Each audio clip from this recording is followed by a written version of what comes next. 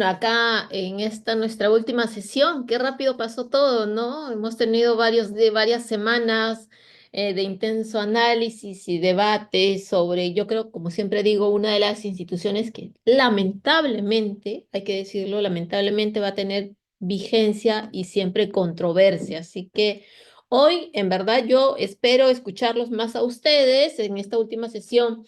La idea es intercambiar algunas ideas que precisamente sepan consensuar todo lo que hemos visto en estas sesiones, que son 8 y en las cuales evidentemente hemos marcado algunos elementos y cuestiones esenciales que precisamente tienen que ver sobre cada uno de los aspectos referidos a la prisión preventiva, ¿no? Recuerden que hemos iniciado analizando y estudiando desde precisamente la naturaleza de la medida, los principios fundamentales, los presupuestos formales, los presupuestos materiales, los criterios para determinar los estándares de sospecha, los riesgos procesales, la proporcionalidad del plazo y bueno, y luego vimos los criterios o los factores de variación de esta medida cautelar. ¿Qué vamos a ver el día de hoy? Pues bueno, la primera parte un tanto vamos a comentar eh, determinados aspectos fundamentales que tienen incidencia o han tenido incidencia de sobremanera en estos últimos puntos que tienen que ver con algunos criterios jurisprudenciales recientes que se hubieran emitido y que desde luego nos permiten siempre estar actualizados. Como siempre digo, diría yo que una de las instituciones en las cuales siempre tenemos que estar muy atentos en el desarrollo jurisprudencial por las distintas variables, las distintas circunstancias, diversos aspectos que la motivan, diversas circunstancias de aplicación o en el requerimiento, es el tema de las medidas cautelares en general.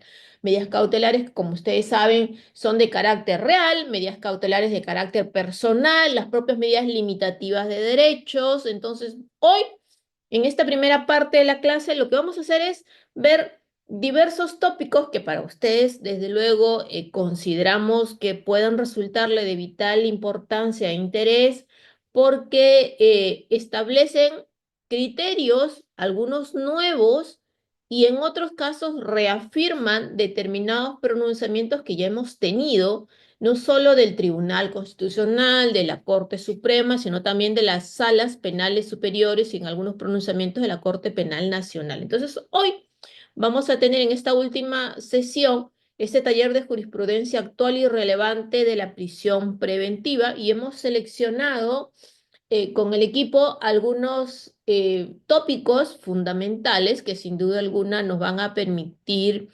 debatir, porque de eso se trata. Cuando hablamos de medidas cautelares, de lo que hablamos precisamente es de entender no solo cuáles son estos criterios, más allá de la norma, ¿no? Porque claro, el Código Procesal Penal nos habla en todo este apartado donde el legislador del Código del 2004 nos ha impuesto, hay que decirlo de esa manera, y yo creo que la manera correcta, lejos de pudiera merecer algún criterio interpretativo, si bien la norma es interpretativa, pues yo creo que en este aspecto el título preliminar y el octavo, el título preliminar, el artículo 203 y el artículo 253 del Código Procesal Penal un tanto imponen la estricta necesidad de hacer una lectura racional bajo un criterio de proporcionalidad cuando discutimos las medidas cautelares.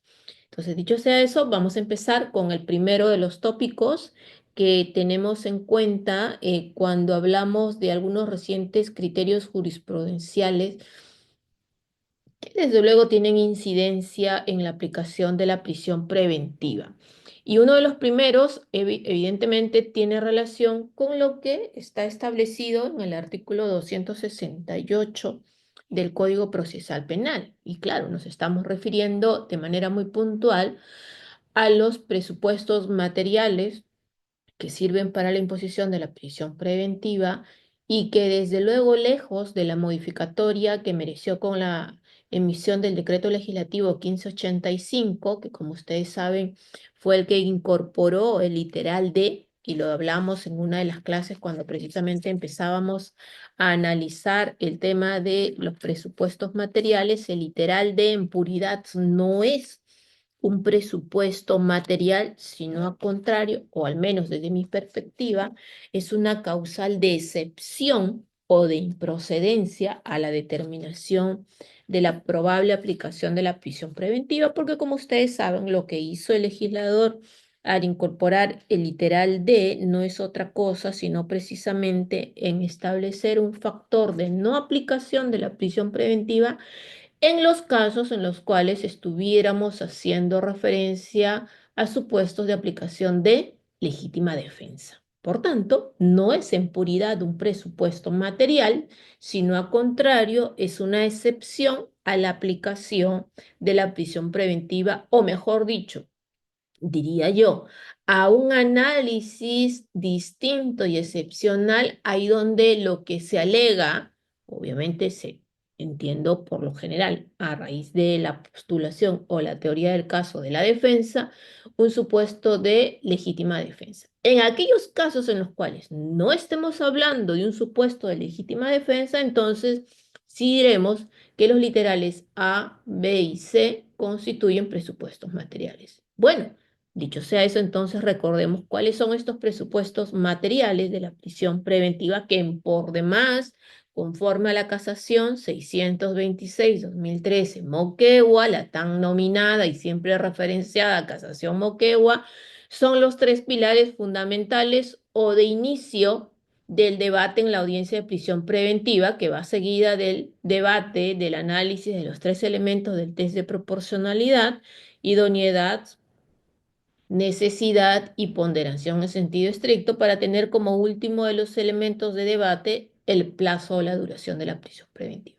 Estos tres primeros criterios o tres primeros presupuestos materiales son, desde luego, el peligro procesal, o mejor dicho, empezamos con los graves y fundados elementos de convicción, ¿no? En este estándar de sospecha grave, fuerte o vehemente, como dice la casación Moquegua, y que en verdad ha sido ya ceñido o establecido en el Acuerdo Plenario 1/2019, donde dice que este estándar que establecen para la imposición de la prisión preventiva es uno de sospecha grave, fuerte o vehemente.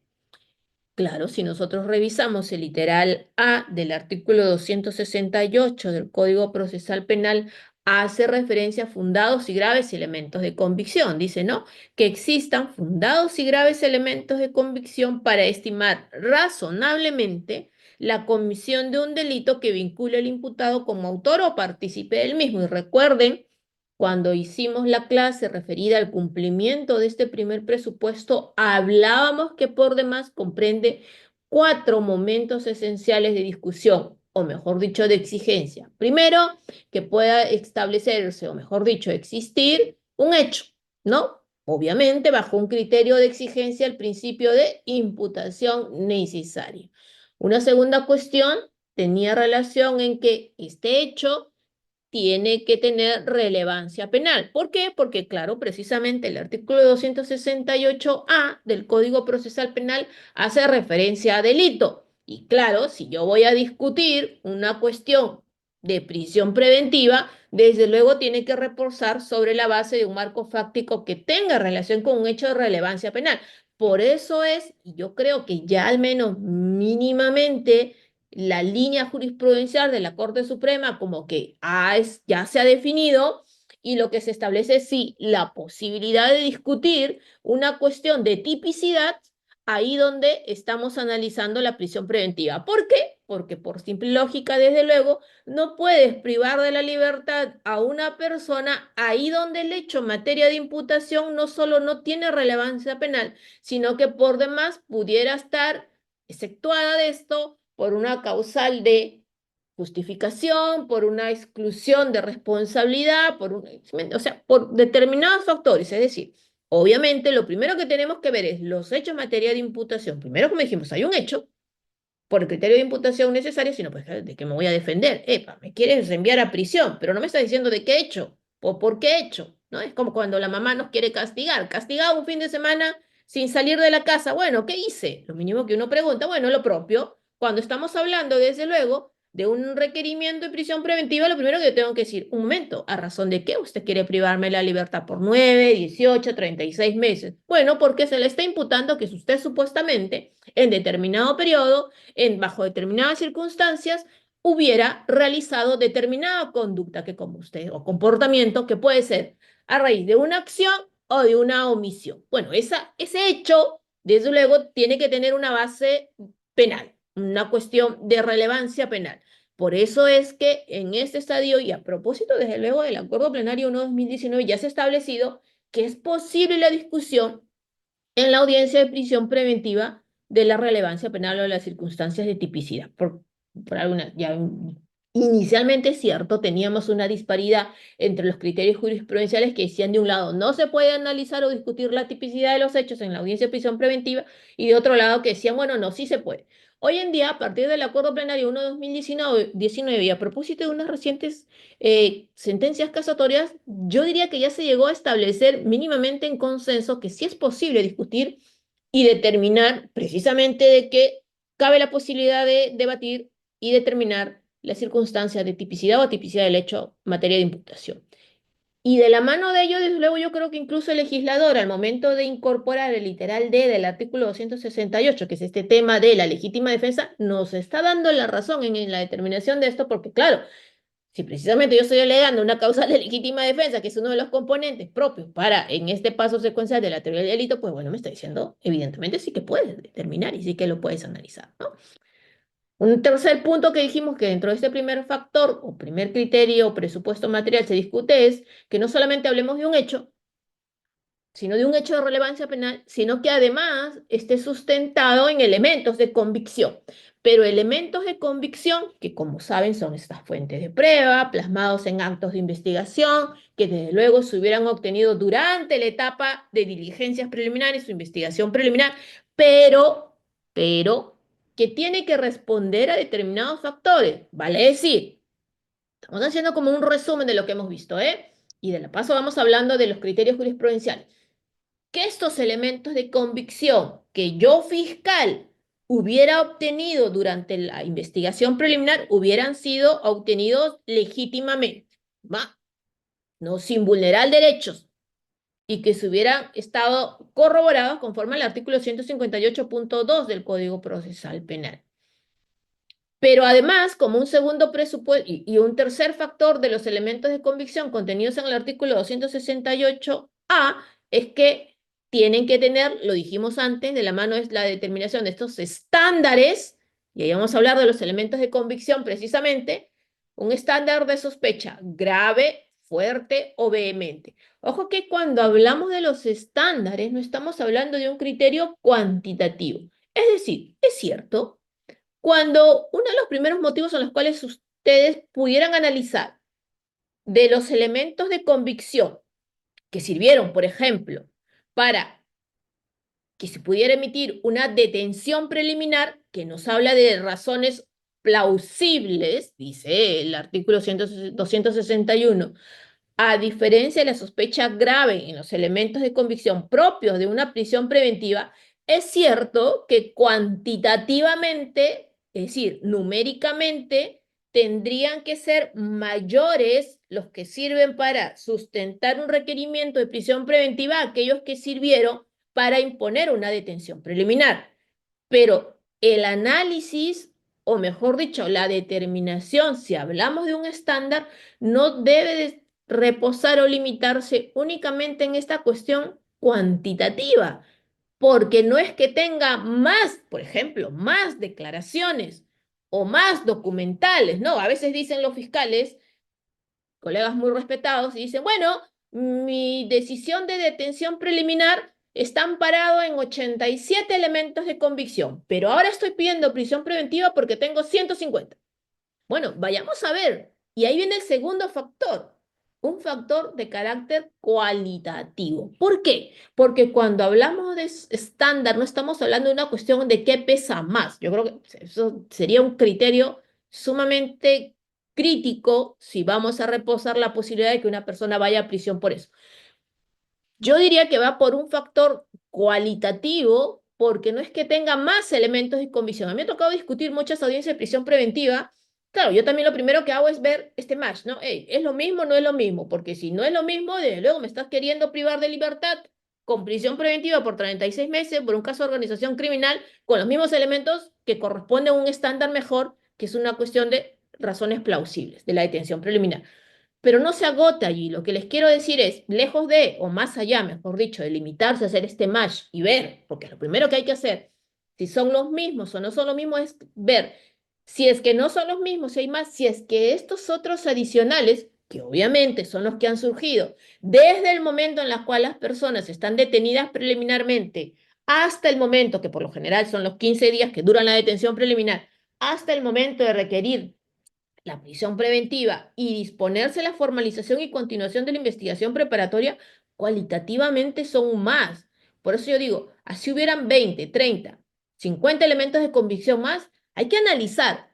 ¿Será que, por ejemplo, las 20 declaraciones que se hubieran dado desde el momento en el cual estas personas estaban en detención preliminar sustentaron o reforzaron la imputación, o es que por demás no surgió ningún elemento, ninguna cuestión de cargo que pudiera sustentar la imputación, o al contrario, más bien sirvieron, obviamente, para debilitar la imputación? O si las documentales que ingresaron sirven para lo mismo, por el contrario, no tienen relevancia, pertinencia y conducencia en el hecho en materia de imputación. Por tanto, hay que tener mucho cuidado en no limitarnos a una cuestión de números, una cuestión cuantitativa, sino habría que ver una cuestión cualitativa y que va a responder, entre otros, y aquí es lo que vamos a comentar en esta lámina que están ustedes observando, un tanto, bueno, ¿qué exigencias deben tener estos elementos de convicción? Que son actos de investigación, que son diligencias propiamente o fuentes de prueba, si lo quieren denominar, porque a la larga, obviamente, cuando, si es que pasa el caso a juicio, si no pasa, bueno, no, vamos a ver qué tanto carácter en estricto para ser considerados como tales la Cortes o las Cortes, con esta línea jurisprudencial o los pronunciamientos de instancia, ya nos vienen diciendo. ¿Y qué es lo primero que nos están estableciendo? Dice, se debe acreditar contundencia o gravosidad de los delitos. Es decir, que tiene que tener obviamente un sustento fuerte, y aquí viene de la mano, porque siempre cuando hablamos de esta cuestión, yo diría, yo al menos yo siempre lo exijo y siempre demando el cumplimiento de lo que está contenido en el artículo, y por favor nunca se olviden de eso cuando discutan una medida de prisión preventiva. Muchos no lo advierten, en verdad. Yo sí soy bien quisquillosa en eso y siempre sugiero que lo hagan. Hagan valer el artículo 158.2 del Código Procesal Penal. ¿Qué es lo que dice, no? En los supuestos de testigos de referencia, declaración de arrepentidos o colaboradores y situaciones análogas, deja abierto, ya por criterio jurisprudencial nos han dicho que se refieren a los testigos protegidos, los testigos anónimos, los propios coimputados, que hay un factor distinto, lo vamos a ver luego, o los aspirantes a colaboradores eficaces. Lo que dice aquí, solo con otras pruebas que corroboren sus testimonios, se podrá imponer al imputado una medida coercitiva o dictar en su contra sentencia condenatoria. Vale decir, no basta la sola declaración de un testigo protegido para llevar a prisión a una persona. No basta la sola declaración de un aspirante a colaborador eficaz para privar de la libertad a una persona. No basta la sola declaración de coimputado. Y yo iría un poco más. No basta, porque ¿qué es lo que quiere decir? Necesitas, en virtud del artículo 158.2, que sea mínimamente corroborado, que ese dicho sea corroborado. Lo dice la norma, lo exige el código. Pero ahí viene una tercera cuestión, que es que esta corroboración tienen que ser con otros elementos distintos, por ejemplo, y ahí sí hay que cuestionar también, y de hecho ya hay también línea jurisprudencial que dice, por ejemplo, entre dos colaboradores eficaces no pueden corroborarse, ¿no? Esta corroboración cruzada. ¿Y por qué? Claro, tengan en cuenta que en las declaraciones de los testigos protegidos, que son estos testigos anónimos o con identidad reservada, o los aspirantes a colaborador eficaz, las defensas no participamos. ¿Quién participa?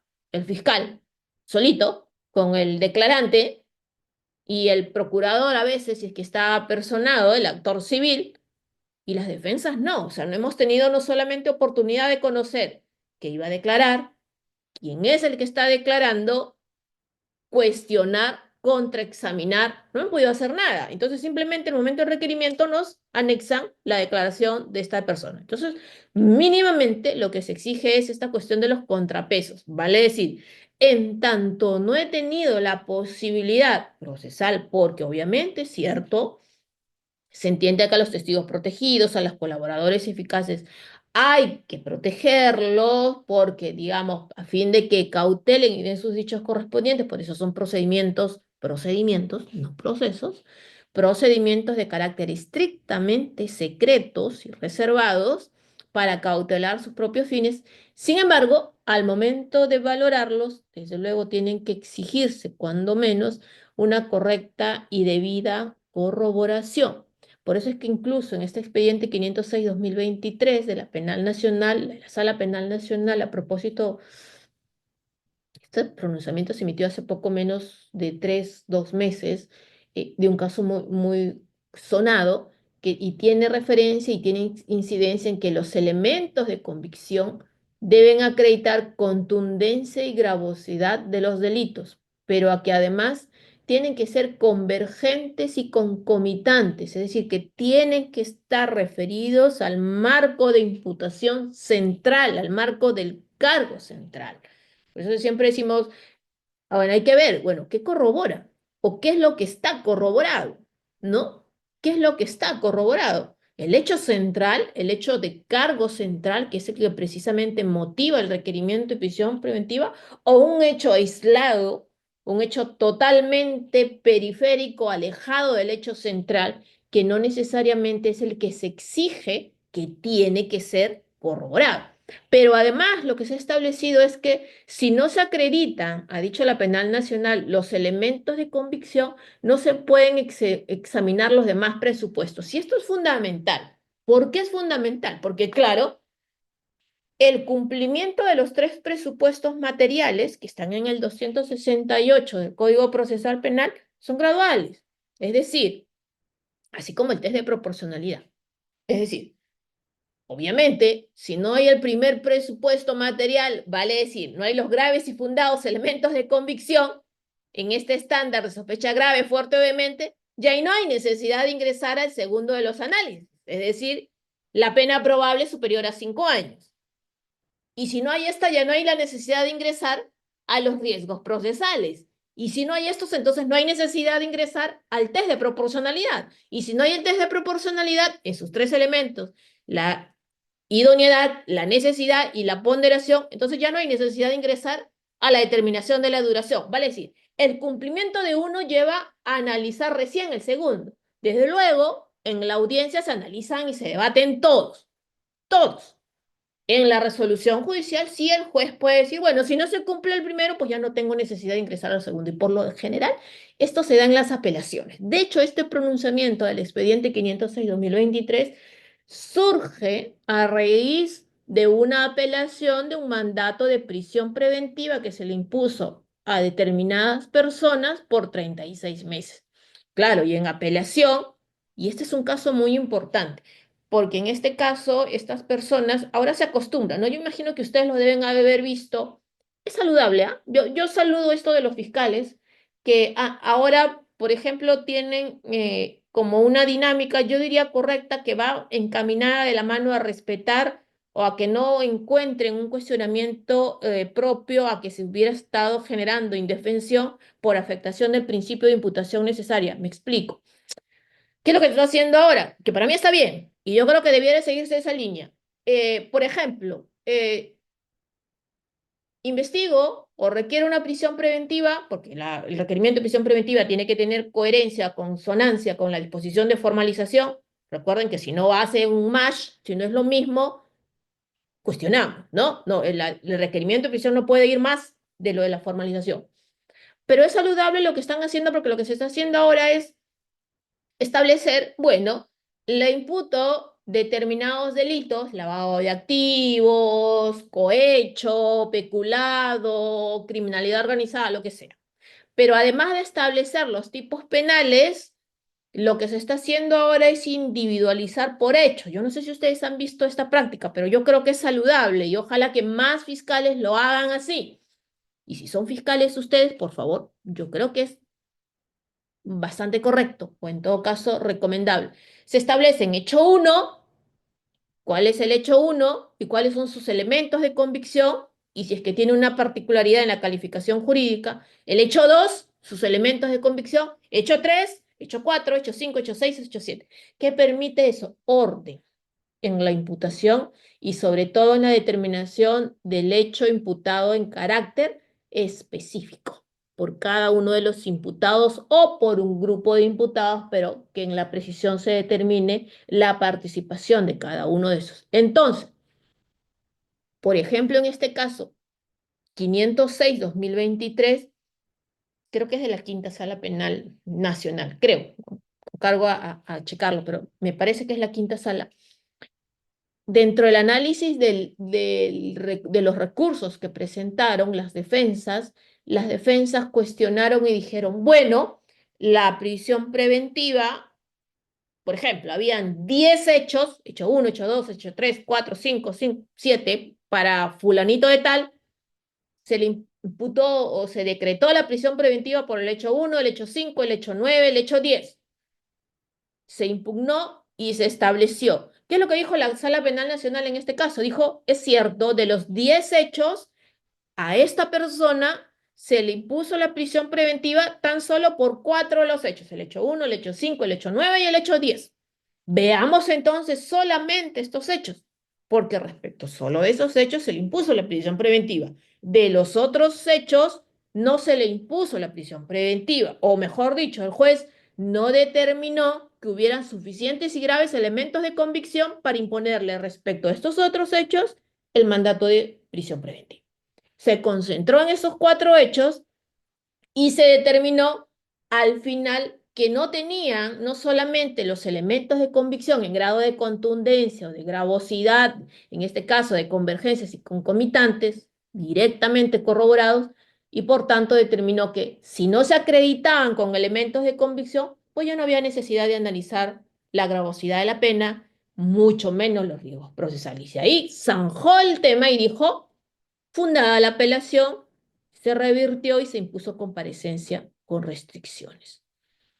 ¿Qué es lo que además se dijo en este caso, perdón, este es en el caso 58/2024, que estos elementos de convicción se deben fundamentar con indicios que deduzcan razonablemente la responsabilidad? ¿A qué responde este análisis o esta conclusión de la Penal Nacional? No a otro factor, sino a que los elementos de convicción tienen que ser obtenidos, se tienen que ampararse en razones objetivas, que tengan una vinculación directa con la imputación sobre quien recae este requerimiento de prisión preventiva. No debe ser presuntiva, no debe ser subjetiva o no debe ser aislada del marco de imputación y que además en esta casación 1071/2023 Piura, y este ya es un pronunciamiento no de sala de instancia, sino de la Corte Suprema, se ha definido que el fiscal no puede agregar elementos de convicción si ya se debatió el primer presupuesto de la prisión preventiva. Yo creo que para los que hemos litigamos las audiencias de prisión preventiva, siempre nos enfrentamos a algo, ¿no? Empieza la audiencia, el fiscal dice, tengo más elementos de convicción y amplío elementos de convicción. Otra audiencia y empieza, tengo mayores elementos de convicción. Y así nos va aumentando y nos va aumentando y nos va aumentando. Bueno, la Corte Suprema ha dicho, tienes todo el derecho de presentar tus elementos de convicción. Pero si los elementos de convicción reposan o tienen incidencia por un presupuesto que ya fue debatido, ya no los puede valorar al final. O ya no puede valorar porque ya, digamos, precluyó el momento del debate de este presupuesto. ¿Por qué es esto? Porque recuerden ustedes que la casación 626/2013, Moquegua, que todos conocemos, yo creo que no hay audiencia de prisión preventiva en la cual se hable de la casación Moquegua, nos dice un orden para debatir. No es probable que, por ejemplo, ya estamos discutiendo el tercer factor, que son los riesgos procesales, e incorporen nuevos elementos de convicción que pretendan sustentar el primer presupuesto material de los graves y fundados elementos de convicción que ya terminamos de debatir.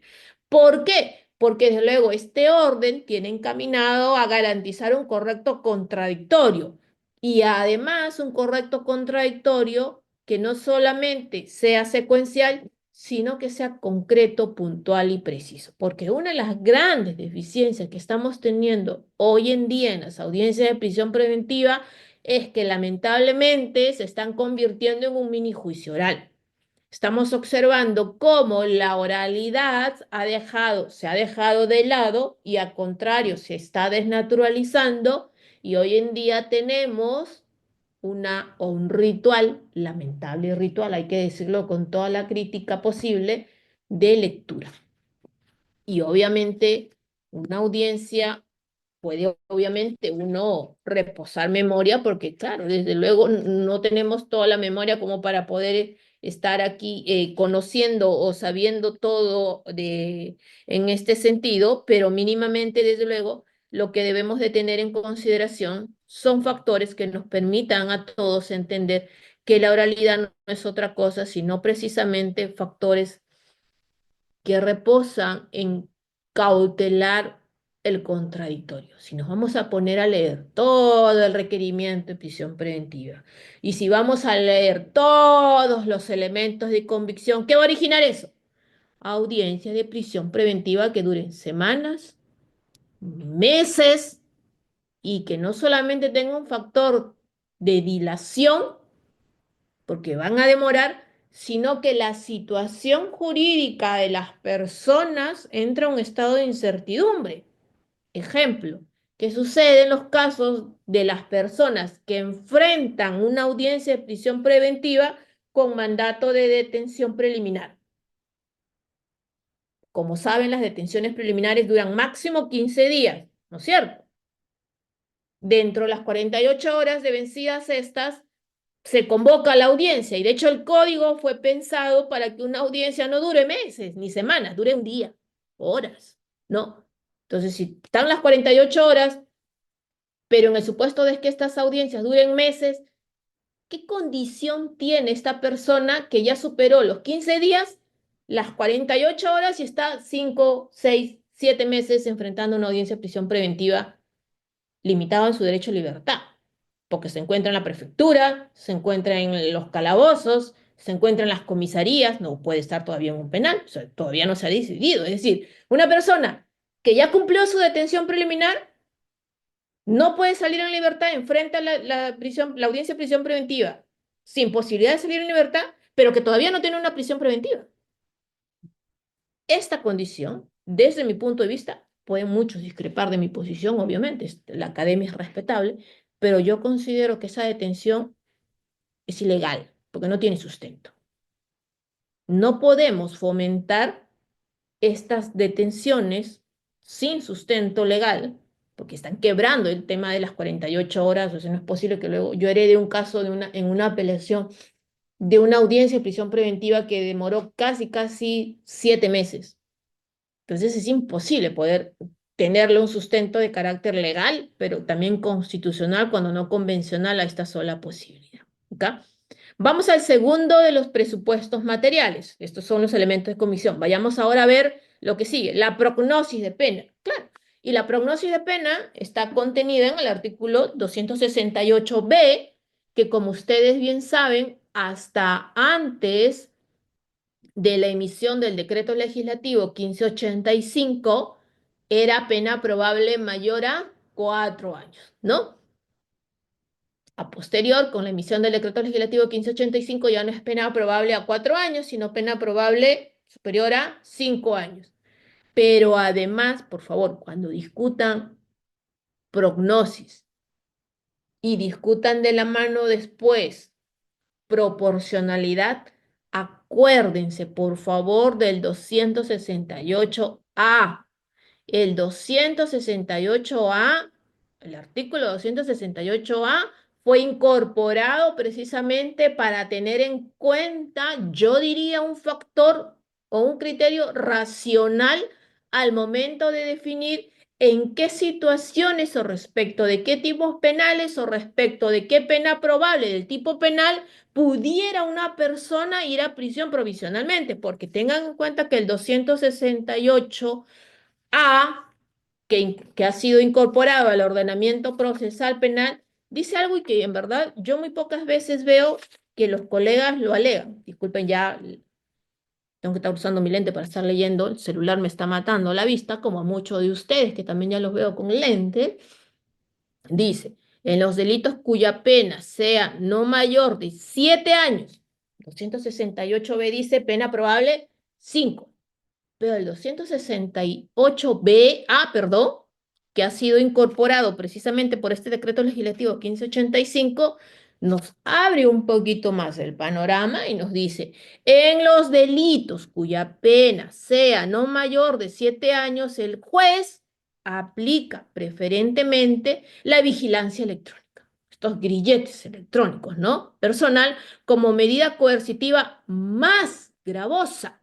Dice, en estos supuestos procede la prisión preventiva, pero vean cuándo procede. Por revocación de la medida de los grilletes o al requerirse por segunda vez una medida coercitiva personal luego de haberse aplicado previamente la vigilancia electrónica personal como medida de coerción. Así que por favor, cuando vayan a discutir un requerimiento de prisión preventiva, no se limiten a ver, ay, no, estamos hablando de una pena probable mayor de 5 años, ya, como dicen los chicos, no, ya fui. No, momentito. 268B, incluso si es que supera los 5 años, recuerden que la casación 626, otra vez la casación Moquegua, ¿no? La 626-2013 Moquegua lo que dice es, no basta simplemente que supere los 5 años como pena probable, sino que hay que tener en consideración, ¿qué cosa?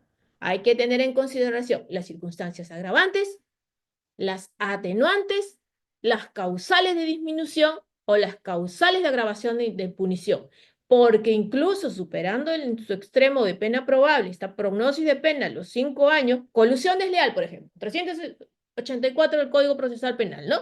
Colusión simple de 3 a 6, colusión agravada de 6 a 15. Yo puedo decir, pucha, ya fui, si es colusión agravada, me están imputando, entonces, claro, 6 supera la pena probable de 5. Momento, hay que analizar si hay circunstancias atenuantes, si hay circunstancias de disminución de la pena, porque si las hubiera, o si la persona, por ejemplo, está aspirando a, hacer, a un mecanismo premial, obviamente puedo yo requerir y puedo tener en consideración esta posibilidad de disminuir. Pero incluso más allá de ello, como les digo, por favor, hay que echarle una mirada al 268A. Dice no mayor de 7 años. Hagamos valer la norma está, y yo creo que nos corresponde a nosotros precisamente exigir su cumplimiento. Vayamos a... Reader, ¿a qué hora es la pausa ya? Como siempre yo te hablo demasiado. ¿A qué hora es la pausa? Reader, creo que es 8:30, ¿no, chicos? Seguimos, ustedes me paran, y luego sí hay el café para Sí, poder. doctora. 8:30, ¿no? 8:30, doctora. Ya, dale, disculpa. Entonces, Doctora. ¿qué es lo que tenemos que tener en cuenta? Y hay un criterio que por lo general siempre es tomado en consideración por la fiscalía. ¿Qué es lo que dice? Cuanto más grave es el delito, mayor peligro de huida hay. ¿Es un criterio válido? Sí. Sin embargo, hay que tener en consideración que no es suficiente para poder privar de la libertad a una persona, no es suficiente para dar por cumplido el segundo presupuesto material, que es la pena probable, y no es suficiente mucho menos para poder determinar en base a ello el cumplimiento del factor de un peligro de fuga conforme a lo establecido en el 269 del Código Procesal Penal, que como ustedes saben están los presupuestos que se deben de tener en cuenta para la determinación del riesgo de fuga. ¿Por qué? Porque precisamente, si bien obviamente el delito más grave que esté sancionado con una pena mayor, pudiera, vean ustedes, pudiera, pues es especulativo, es subjetivo, es probable, casi posible, no tan posible, dependiendo de las circunstancias, generar en la persona esta sensación de rehuir. Sin embargo, no es suficiente para darlo como tal. Tan es así que el Acuerdo Plenario 1/2019, y ustedes lo podrán revisar, incluso habla de delitos graves de 15 años que pudieran no necesariamente dar por cumplido este presupuesto. ¿Qué se necesita? Hacer un análisis de todos estos elementos, las circunstancias agravantes, atenuantes, la disminución de la pena y por demás, así superase eso, tener en cuenta los otros presupuestos materiales, los riesgos procesales y que se cumpla el test de proporcionalidad. Por sí solito no es suficiente, porque estaríamos simplemente basándonos en un aspecto subjetivo. No porque la pena sea grave implica que ya una persona va a rehuir al proceso y por tanto se le tiene que imponer prisión preventiva. Ese no es el criterio, ese nunca ha sido el criterio que al menos el legislador ha tenido en cuenta. Vayamos al tercero de los presupuestos materiales, los peligros procesales. A mí me encanta cuando hablamos de los peligros procesales, porque en verdad cada vez salen más criterios, cada vez cada audiencia uno se puede entrar a debatir con determinados argumentos que un final te dice, bueno, vayamos a ver, tengo todo mi balotario de jurisprudencia, por dónde viene la cosa, si para ti hay arraigo, para mí no hay arraigo, que si para ti se existe, configura o no un riesgo de obstrucción, para otra persona no. Lo primero que hay que tener en consideración cuando hablamos de los peligros procesales es de esta estricta necesidad de realizar un análisis conjunto de estos presupuestos propios de los peligros procesales. Y ya aquí existe una línea casuística en la cual se ha establecido de que, por ejemplo, la falta de arraigo familiar y la gravedad de la pena y el peligro de obstrucción que han requerido, que han quedado subsistentes, no comportan por sí mismo un peligro de sustracción del imputado a la acción de la justicia para presumir que le va a evadir, por lo que es necesario tener más elementos que demuestren el peligro de fuga. ¿Por qué en el tema de los arraigos? Recuerden que vimos cuando hablamos de los peligros procesales o de los arraigos la superposición de los arraigos. ¿Qué quiere decir eso? Bueno, lo que quiere decir es que no hay la necesidad de tener todos los arraigos. Ejemplo, si por ahí no tengo el arraigo laboral, pero tengo un arraigo familiar sustentado, tengo un arraigo domiciliario sustentado, pues ya tengo el arraigo. No necesariamente esto se superpone en contundencia a la carencia o la debilidad de alguno de los otros arraigos. Y además, lo que se dice, si bien, por ejemplo, en este criterio, en el expediente 331, dice, si bien subsiste la falta de arraigo familiar, la gravedad de la pena y la magnitud del daño y el peligro de obstrucción, sin embargo, estos por sí solos, nuevamente, no son suficientes para establecer la existencia del peligro de fuga por cuanto constituye un criterio abstracto que no determina el real peligro de que el favorecido se sustraiga a la acción de la justicia. Dos factores a tener en consideración aquí.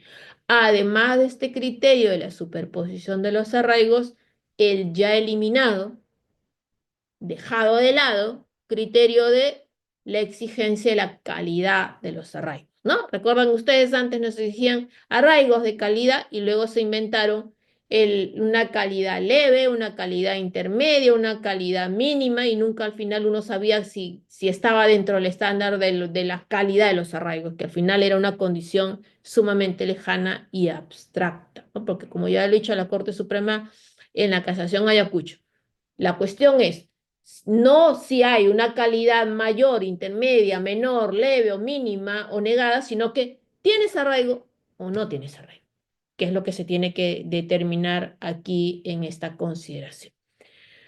Vamos a ver ahora entonces los peligros, los arraigos propios o algunos criterios que debemos de tener en cuenta o que ya en la línea jurisprudencial se han venido estableciendo cuando hablamos de los arraigos, ¿no? O sea, de qué entendemos por el tema de los arraigos. Y dentro de estos tres tópicos genéricos o digamos los básicos de los arraigos, que es el domiciliario, el familiar o el laboral, obviamente hay determinados criterios con los cuales siempre van a resultar debatibles. Yo creo que se tiene que hacer un análisis, y ahí yo sí soy muy firme, de caso por caso.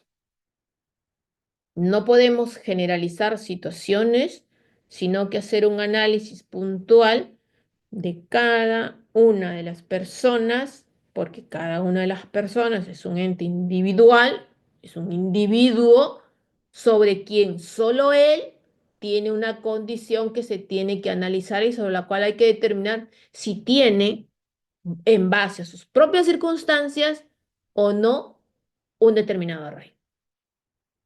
En cuanto hablamos del arraigo domiciliario, lo dijimos en su momento, este arraigo domiciliario tiene que ver con dos criterios fundamentales. Primero, que esta sujeción a un domicilio sea un domicilio, primero, conocido y segundo, ubicable. Por ello es que la Corte Suprema incluso ha establecido que incluso las personas que se hubieran estado mudando tienen arraigo si es que, por ejemplo, voluntariamente informaron a la fiscalía, vivo aquí, o me estoy mudando aquí, o me he mudado acá. Entonces es ubicable, no quiere decir que se esté sustrayendo, es ubicable y además es conocido. Entonces, una de las primeras cuestiones que se tiene aquí es, o los criterios un tanto que se han tenido en consideración acá, es que, entre otros, que por ejemplo el investigado no domicilia en el lugar de su DNI o tiene múltiples domicilios. Y esto ya, yo diría que ya está zanjado, pero en verdad cada vez me veo con mayores requerimientos fiscales donde inciden en lo mismo. Y todavía hay que revisar el Código Civil.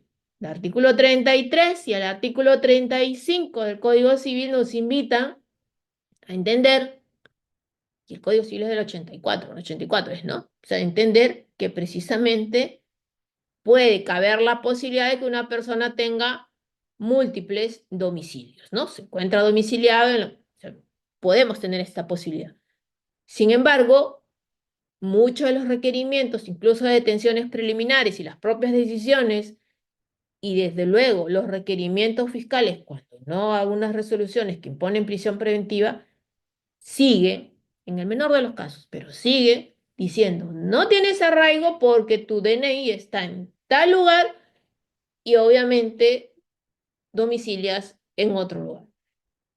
Y no es un criterio más allá, supongamos, más allá de lo que está establecido en el artículo 33 y 35 del Código Civil que permite esta posibilidad, y la Corte Suprema ha dicho que sí es posible, y están estas casaciones, la 435-2024 ICA, la apelación 38-2024 Ayacucho, y la casación 420-2024 Nacional. De hecho, la apelación 38-2024 Ayacucho es la que habla de esta persona que se andaba mudando, pero que puso en conocimiento a la autoridad fiscal precisamente su domicilio, y la Corte dijo, bueno, acá tiene arraigo, porque más allá de que el domicilio no es de su propiedad, se estaba mudando, de hecho tuvo dos mudanzas, avisó a la fiscalía. Entonces, estaba conocido y era ubicable. Entonces, ejemplo, en el caso de los políticos, yo sé que a muchos les desagradan los congresistas, pero muchos de los congresistas, desde luego, representan a determinado lugar, representan a determinada región, determinada zona. Su DNI está allí, pero por razones laborales, ¿dónde labora un congresista? El Parlamento está acá en la capital. Tiene sus semanas de representación en cada una de sus ciudades, donde válidamente los tiene que hacer, pero no por ello no tiene arraigo domiciliario, tiene arraigo. Entonces ahí yo creo que, por eso decía, el análisis tiene que ser individualizado conforme a las propias circunstancias especiales y características de cada uno de los sujetos. ¿Cuáles son otros los factores que se tienen que tener en consideración? El que vive en la casa de sus padres, ¿no? Y en la apelación 29 de 2023 Cusco se discutió esto. Y claro, ¿cuántos de nosotros hemos vivido o continúa viviendo con sus papás?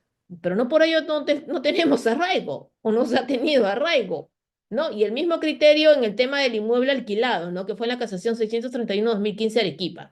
Perdón, una vez más, tener arraigo implica estar sujeto a un lugar de residencia.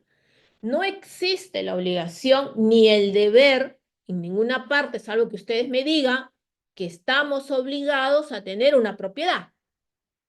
Imagínense ustedes, o sea, no hay una obligación de tener una propiedad. no hay esa obligación. Hablamos de posesión y propiedad distinto, y desde luego aquel que vive en un lugar alquilado y vive en la casa de su conviviente o vive en la casa de sus padres, tienen arraigo, tienen el arraigo domiciliario.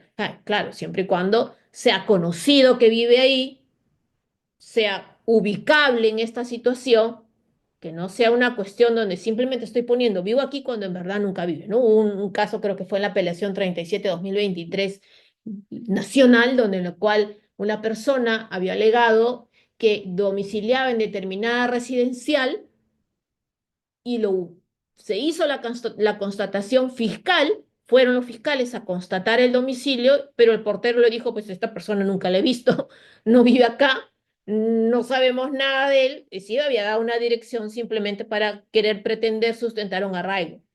Entonces, o sea, tampoco es hacer esta situación, ¿no? Tiene que ser un lugar conocido y ubicable.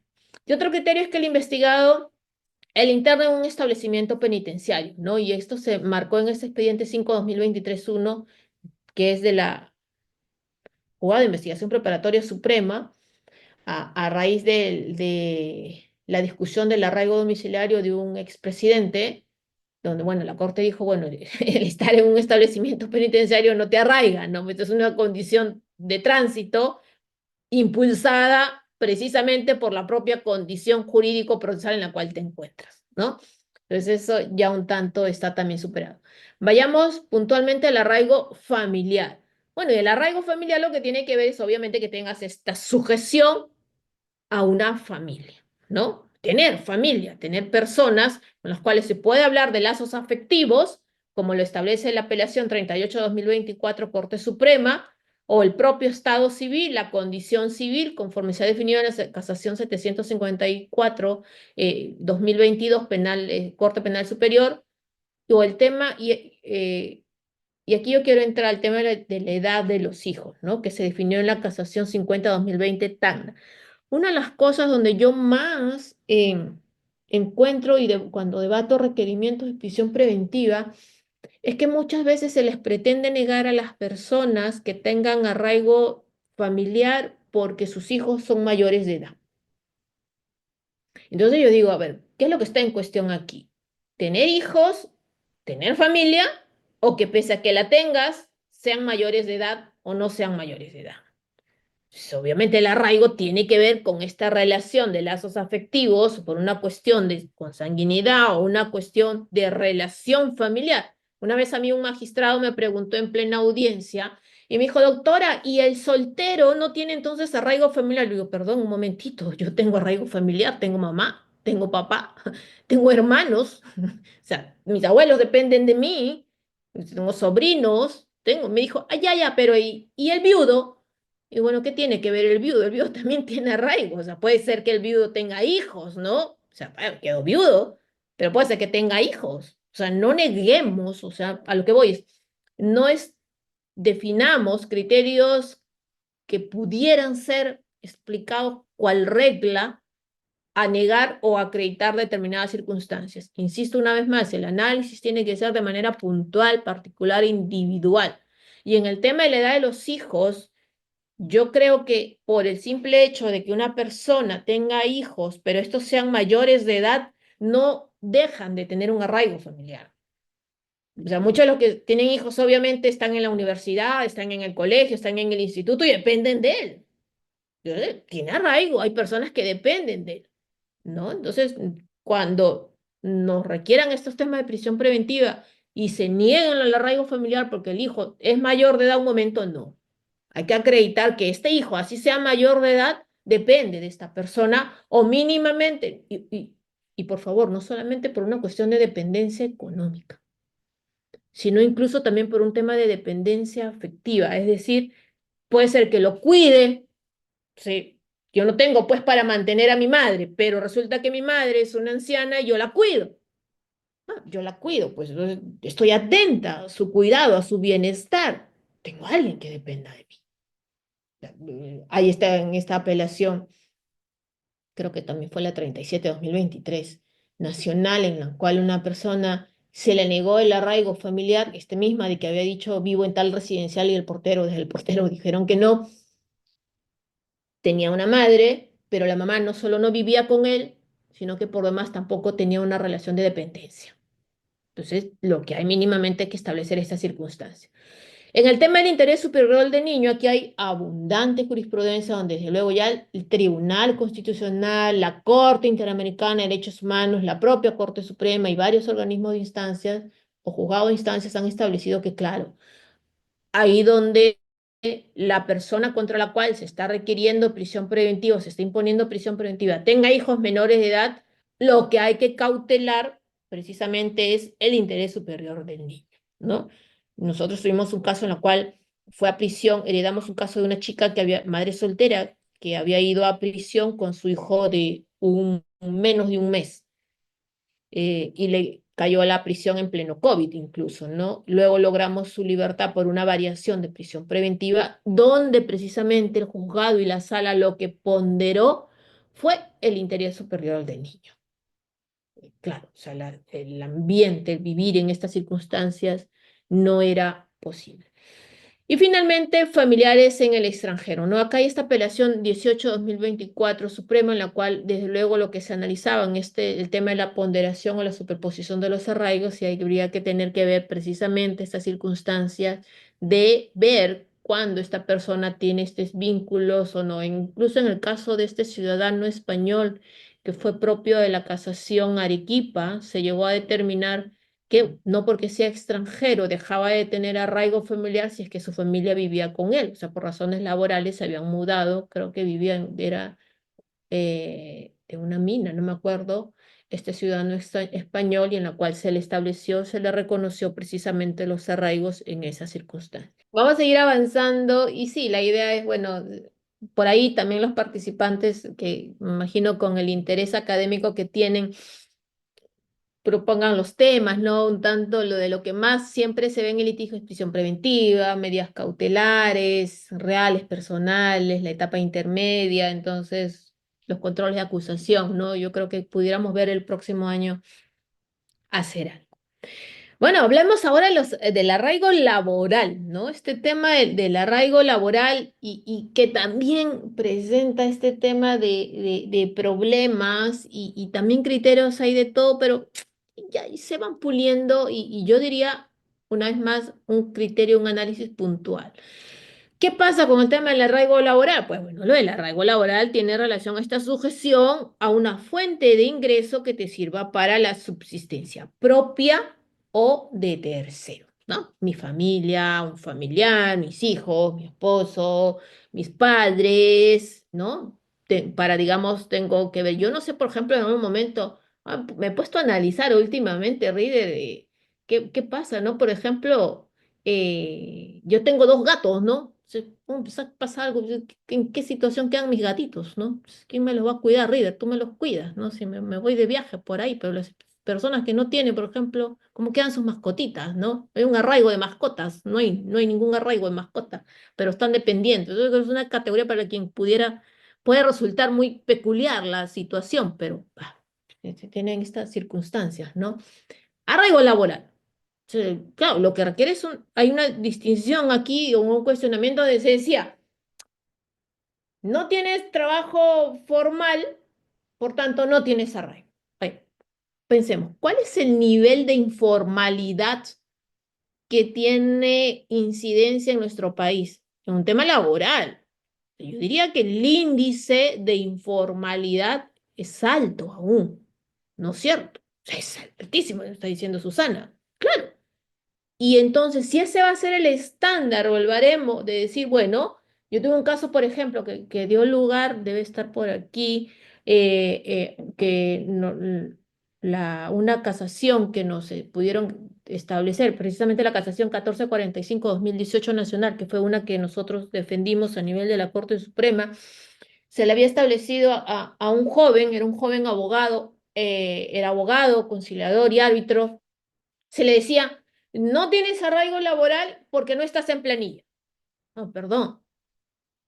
¿Tengo trabajo? Sí, tengo trabajo, soy abogado. O sea, soy independiente, tengo una fuente de ingreso.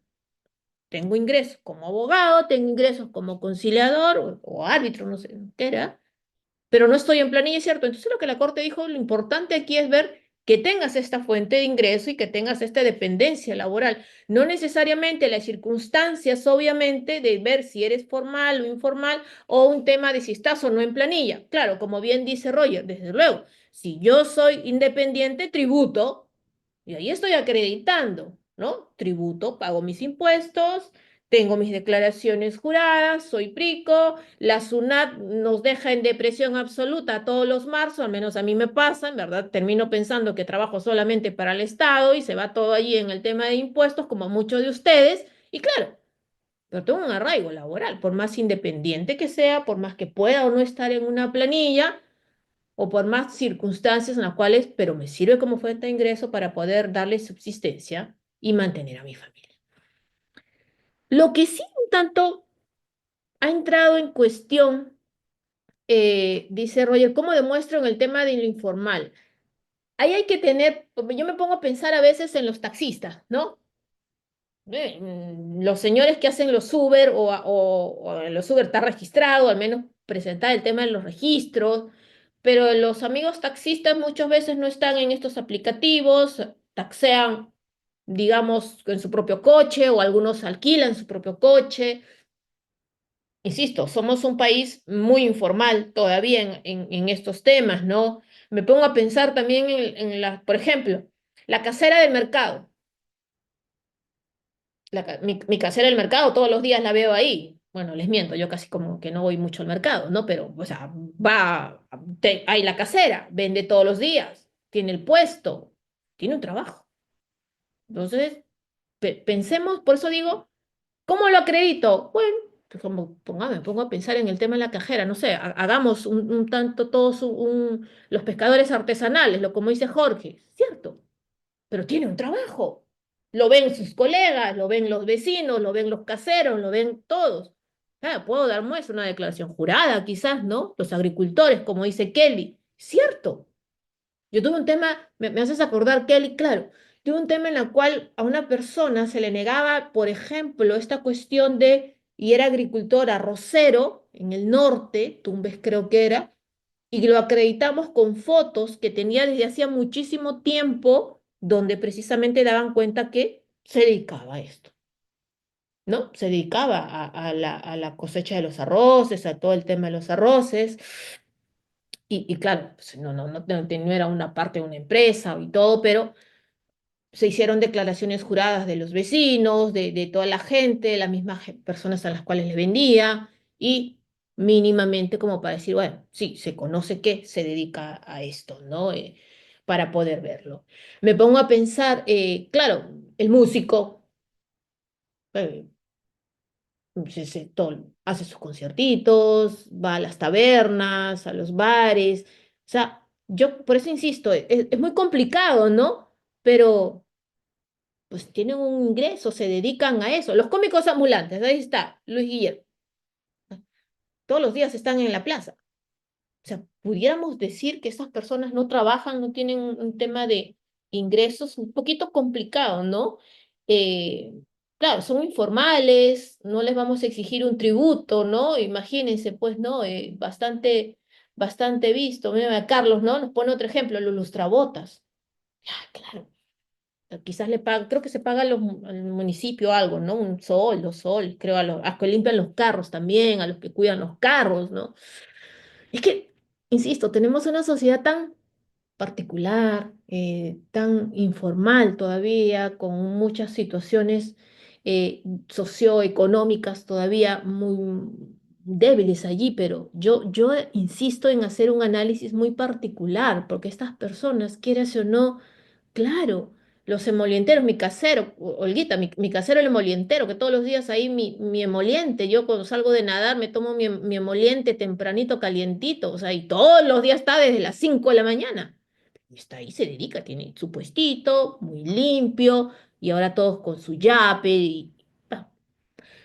Hay que hacer un análisis puntual. Yo creo que negar simplemente la posibilidad de un arraigo por el hecho de que no está en planilla, que no es formal, hay que hacer un análisis puntual y especial porque las condiciones socioeconómicas propias de nuestro país así lo demandan. Y en el tema de la acreditación, como decía Roger, pues veamos determinadas formas de acreditar o que otras personas den luces de que precisamente se dedica a eso, que tiene sus ingresos, que le sirve de eso. Yo creo que hay unos temas municipales que también para pedir, por ejemplo, los semolenteros, entiendo que algunos, la mayoría hoy en día está registrado por la municipalidad, ¿no? Para tener sus cochecitos y sus temas esto. Entonces también les permiten ver esto. Claro, en el tema de los jaladores, ahí está un poquito más complicado, ¿no? Pero podemos ver quizás el chofer del bus de una declaración jurada que se dedica hace tantos años o tantos meses en el tema de ayudarlo al cobro.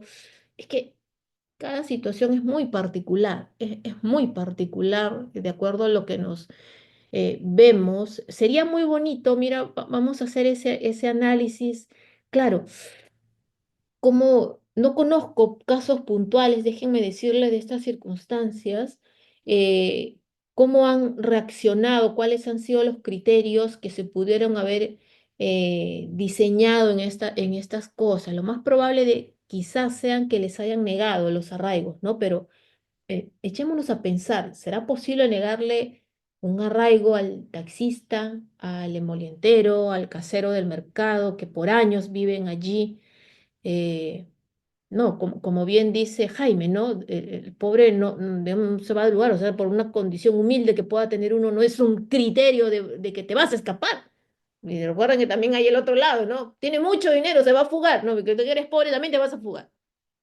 No, puntualmente analicemos caso por caso, circunstancia por circunstancia y veamos la manera de acreditar estas propias circunstancias. Es cierto, no muchas veces no vamos a tener un documento oficial, pero podemos tener declaraciones juradas de vecinos, de las personas con las cuales trabajamos, que fotografías, registros fílmicos que den lugar, pues que esta persona se dedica a determinada rol, determinado cargo, determinado labor, determinado trabajo. Las amas de casa. Hay un criterio, me acabo de acordar de la Corte Suprema en la cual ha establecido que incluso las amas de casa tienen, creo que lo vimos lo vimos en el momento en el cual analizamos el tema del riesgo de fuga, que la Corte Suprema ha establecido, creo en esta casación, en esta apelación Cusco, en la cual definió que incluso las amas de casa tienen, pues, el arraigo laboral, pues que claro, la ama de casa se dedica a la casa.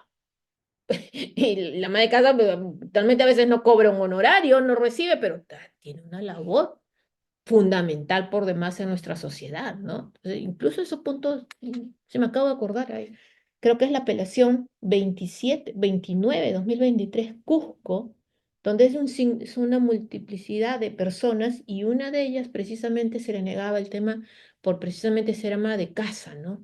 El tema de las promesas de trabajo ahí es un poquito más complicado en el tema de la acreditación, la determinación de los arraigos, porque es eso, es una promesa, ¿no? O sea, no tengo trabajo, pero tengo una promesa de que si salgo en libertad me van a dar trabajo. O sea, no es nada tangible, es una promesa. Entonces ahí la situación sí cambia.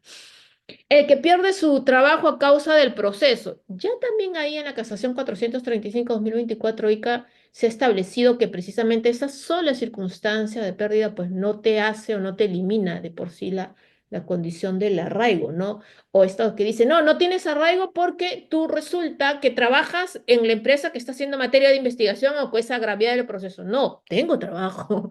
¿No? Que era el caso también en la casación 1445/2018 nacional, en la cual también se establecía esta posibilidad que era que trabaja en la empresa que era investigada, ¿no? Este chico abogado que trabajaba en el estudio jurídico de su padre que estaba haciendo materia de investigación. No, le dijeron, perdón, pero tú trabajas, más allá que la empresa esté siendo investigada, ¿no? Esos son los criterios de arraigo laboral. Vamos a ver ahora el tema del peligro de fuga por algo que cada vez es más constante, que es el tema de las imputaciones por organización criminal, ¿no?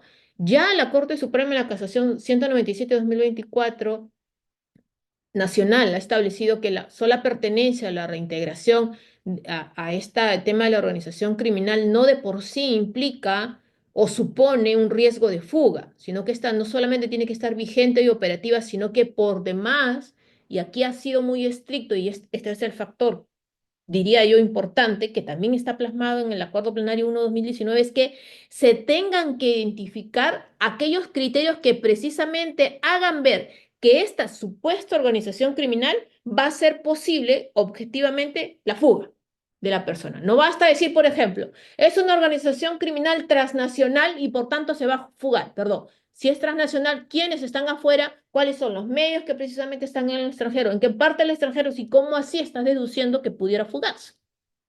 ¿Por qué sucede? Porque no toda imputación de tres o más personas de por sí ya configura una organización criminal lejos de la ley ya, ¿no? Olvidémonos un poco de la ley, que todo el mundo la critica, que la ley, la impunidad, no, no, no, ya. Desde hace mucho tiempo la Corte Suprema estableció el tema de los elementos que configuran una organización criminal, o una imputación por criminalidad organizada. ¿No? El elemento personal, el elemento temporal, el elemento teleológico y todos los elementos fines que tengan que ver para la configuración de ese tipo penal. La ley ha venido un tanto a precisar la estructura del tipo, que es otra discusión. Pero lo cierto es que por sí solo, obviamente, desde luego, no amerita o no es una circunstancia propia para ya decir, organización criminal se va a fugar. No, hay que ver y hay que analizar. Y luego este tema de la retroactividad benigna, que es la presunta organización criminal que se hubiera beneficiado a raíz de esta ley, que es este criterio último en el expediente 287/2021-13, donde, claro, hay que definir precisamente qué factores son los que directa, objetiva, concreta, cierta y realmente pudieran dar lugar a una fuga. Recuerden que cuando hablamos de criterios de fuga, no tienen que ser criterios especulativos o presuntivos, tienen que ser reales, ciertos, objetivos, concretos, que se puedan dar en determinado escenario. Si no, simplemente vamos a terminar como siempre especulando. Vamos a los riesgos de obstaculización o de obstrucción, como le denominan algunos, ¿no? Esta primera cuestión, ¿no? Que tiene que ver con el expediente 47/2022, desde luego dice, no entregar el celular a la fiscalía ni afirmar la declaración no configuran la obstrucción. Obvio, hay que tener en cuenta nuevamente, así como los riesgos de fuga o los criterios de riesgo de fuga tienen que ser analizados de manera individual, en el contexto individual de cada persona, en el escenario propio de la imputación o de lo que existe, también el riesgo de obstrucción tiene que suceder lo propio. Por tanto, en este caso, por ejemplo, a la persona se le decía, está obstruyendo la acción de la justicia porque no entregó su celular y se negó a firmar la declaración. En su momento, prácticamente no por sí solo, esto no configura obstrucción. Por sí solo, no es suficiente, en todo caso. Por demás, en el expediente 460, lo que se indicó era cuando nos encontramos frente al peligro de obstaculización, la prisión preventiva puede haber sido uno de los motivos, ¿no? Claro, que es lo que se establece, que es uno de los criterios. Recuerden ustedes que nuestro sistema procesal penal cautelar está diseñado en cuanto a los riesgos procesales a esta doble dimensión o doble visión. ¿Qué quiere decir esto? Que hay dos riesgos, el riesgo de fuga y el riesgo de destrucción, pero para que podamos decir que hay riesgo procesal bastará con que se cumpla uno de ellos. Nuestra exigencia es que se cumplan los dos. Y finalmente que el peligro debe ser concreto, puntual, directo y objetivo. Y nada de estar especulando, ¿no? Por ejemplo, es director de la empresa y por tanto es posible que vaya a obstruir la acción de la justicia. No, no, pues dime de manera concreta, ¿por qué consideras que el gerente general de tanto de esta empresa que está siendo investigada va a obstruir la acción de la justicia? ¿Qué elementos te llevan a ti a dar esa conclusión? O sea, no, no, es posible, se puede pensar, no, de manera concreta. ¿Cuáles son los riesgos? Y otra cuestión, cuando debatan, por favor, que siempre yo encuentro estas fórmulas, ¿no? En los requerimientos. Dicen que es probable que pueda obstruir la acción de la justicia. No, por ejemplo, ahora último vimos un caso que tiene el grado de comandante o mayor y por tanto respecto a las otras personas va a obstruir y les va a imposibilitar que declaren porque tiene un cargo de mayor rango. Bueno, ¿sobre quién? ¿Sobre qué testigos? ¿Cuáles son los testigos que faltan? Ya habían declarado todos. ¿Por qué te hace presumir que por el solo cargo va a obstruir la acción de la justicia? O sea, no vale especular. O sea, puedes tener obviamente, y es válido tener esta tesis, ¿no? De que puede obstruir, puede haber este riesgo. Pero mínimamente para darle sustento a esto tienes que tener un fundamento, mínimo siquiera. Pero tienes que tener un fundamento. Si solamente te limitas a decir es probable, es posible, ¿en base a qué? ¿En base a qué? Vamos a ver el tema de la revisión de oficio, que es otra de las cuestiones que también suelen tenerse en cuenta aquí. Y claro, este tema de la revisión de oficio, recuerden que nació en la modificación del artículo 283, ¿no? Del Código Procesal Penal, ¿no? Como uno de los mecanismos de variación de la medida de prisión preventiva, que desde luego surgió precisamente también a propósito de este decreto legislativo 1585, pero que surgió de un criterio del Tribunal Constitucional a raíz de la sentencia emitida en el caso 3248-2019, Lima Este, que es el famoso caso Yoshiyama, en la cual se estableció como doctrina jurisprudencial constitucional vinculante y se exhortó al legislativo, al Congreso, a legislar y recoger los pronunciamientos que ya venían de la mano de la Corte Interamericana de Derechos Humanos que establecían que la prisión preventiva tiene que ser revisada periódicamente. Entonces le dijo, eso que lo dice la Corte Interamericana no lo tenemos regulado normativamente, porque hasta ese entonces el artículo 283 solamente permitía el cese. ¿Qué quiere decir? Yo pido que cese la prisión preventiva. Es decir, juez revisa porque considero que como ha avanzado la investigación, aquellos presupuestos que sirvieron para su imposición ya no subsisten o hay nuevos elementos que hacen variar esta condición, por tanto, varíame la prisión preventiva. Entonces, era una petición de parte. Entonces, el Tribunal Constitucional en la sentencia 3248-2019 dijo, un momentito, no solamente es a pedido de parte, el Estado tiene la obligación de revisar periódicamente la prisión preventiva. Entonces le dijo, usted, Congreso, legisle, lo exhorto a que legisle y que establezca un mecanismo de revisión cada 6 meses. Modifique usted el artículo 283. Lo cierto es que el Congreso no lo hizo y salió el decreto legislativo 1585 propuesto por el Ejecutivo, que recogió esta posibilidad y entonces se cambió el artículo 283 y a posterior también el 284, que tiene que ver con los efectos impugnatorios. Entonces, esta revisión de oficio asegura que la prisión preventiva sea proporcional y no se mantenga de forma arbitraria. Yo no sé ustedes, pero yo veo muy pocos casos de revisión de oficio. Los jueces no están cumpliendo con convocar audiencias cada 6 meses de oficio. Y ahí hay todo un problema. Al contrario, hay muchos colegas que piden la revisión de oficio. Y yo digo, ¿por qué terminan pidiendo revisión de oficio? Pidan cese, más allá de los efectos impugnativos negativos que pueda tener el primero de ellos, ¿no? ¿Qué más se ha dicho?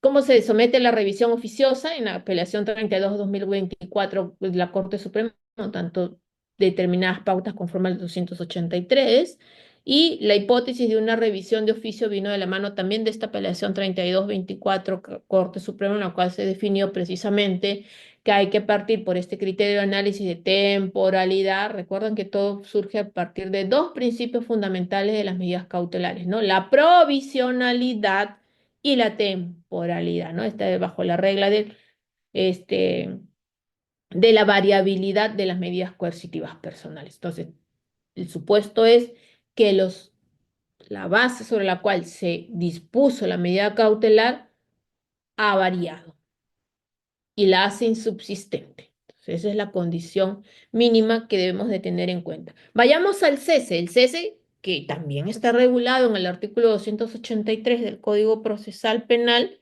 sí estaba desde la regulación inicial, a diferencia de la revisión de oficio, el cese de la prisión preventiva, que es la siguiente posibilidad de variación que establece el Código del cese, sí estaba contenido en la regulación primigenia del Código Procesal Penal.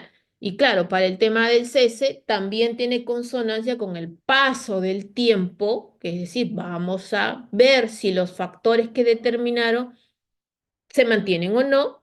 Y esto, la gran diferencia entre el cese y la revisión es que esa petición de parte, que tiene que ver precisamente cuando hay nuevos elementos de convicción que prueban que ya no existen los motivos para mantenerla, y desde luego que tengan que ver con la subsistencia o subsistencia de estos.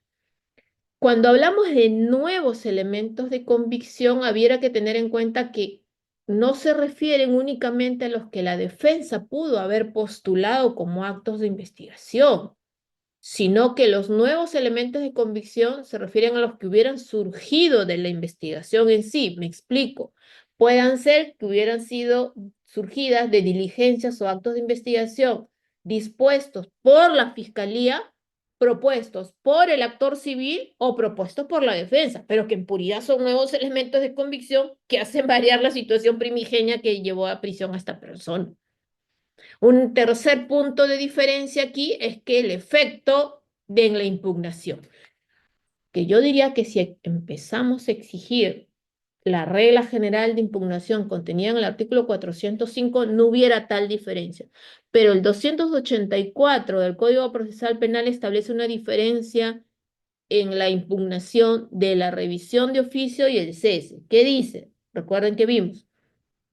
Si se declara fundada o se acepta la revisión de oficio, impugna a la fiscalía, no se hace efectiva la libertad. Si se declara fundado el cese, impugna a la fiscalía, a pesar de ello se hace efectiva la libertad. Si aplicamos el artículo 405, que es la regla general de impugnación que establece que los efectos no se suspenden, debiera de también merituarse el 284 en esa línea. Yo creo que si es que enfrentan ustedes una audiencia de revisión periódica de oficio, debieran exigir, en caso impugne la fiscalía, que se aplique el 405, que es la regla de impugnación y que establece que no necesariamente debiera de aplicarse entonces o por efecto el artículo 284 que establece que no debiera disponerse la libertad. La regla es la de impugnación 405. Vamos al tema de la variación o los criterios de variación que pudieran servir o tenerse en cuenta precisamente para cambiar este tema de la prisión preventiva. Y uno de ellos es el contenido en la casación 996-2024 Tacna, que este tema de los arraigos del imputado son sólidos, por lo que no se justifica una prisión preventiva. Por lo general cambian, puede ser en apelación, puede ser por propio criterio de variación, cese o revisión, la variación de comparecencia por prisión preventiva, que también está permitida, como ustedes lo saben, que por lo general es la que se da. Las medidas de comparecencia restringidas no es atemporal y claro, esto tiene relación, si bien se estableció en esta apelación 229-2024 Suprema, recuerden que una de las últimas modificatorias que se hizo al Código Procesal Penal tiene precisamente incidencia en que la comparecencia con restricciones ahora tiene un plazo. Antes no tenía plazo, ¿no? Y una persona con comparecencia con restricciones podía enfrentar todo el proceso sujeto a restricciones.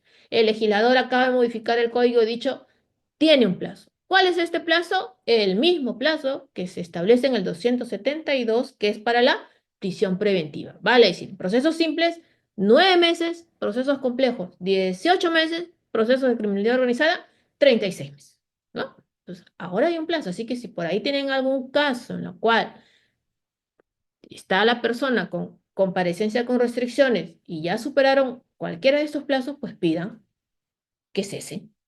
De hecho, el 284 perdón, el 283 modificado por la ley, la 32.130, la de octubre de este año, que es precisamente, ahora habla de cese también de la comparecencia con restricciones.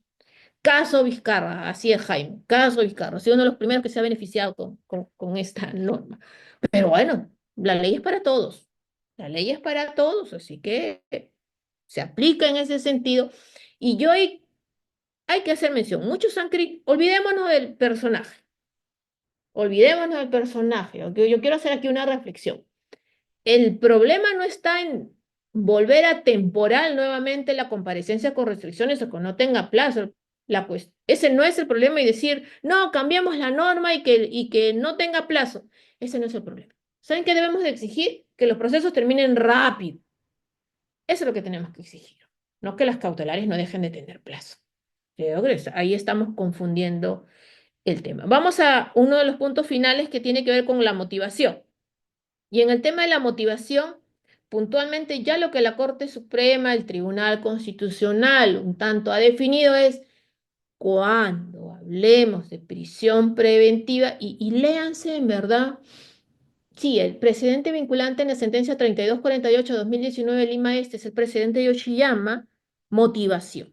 Y también está en el Acuerdo Plenario 1-2019 de la Corte Suprema. ¿Qué dice? Cuando hablamos de motivación de las resoluciones judiciales que imponen una prisión preventiva, tiene que tratarse de una motivación cualificada o reforzada. ¿Qué implica ello? Que tenga que ser una motivación muy detallada, jurídica y fácticamente sustentada en elementos de convicción, pero que además aborde cada uno de los tópicos que tengan que ver con los presupuestos materiales, pero sobre todo, lo dice en la sentencia 3248-2019 Lima Este, el Tribunal Constitucional lo que dice es sobre el criterio de proporcionalidad en cada uno de sus textos, las reglas, de los puntos que tengan que ver la idoneidad, la necesidad y la proporcionalidad.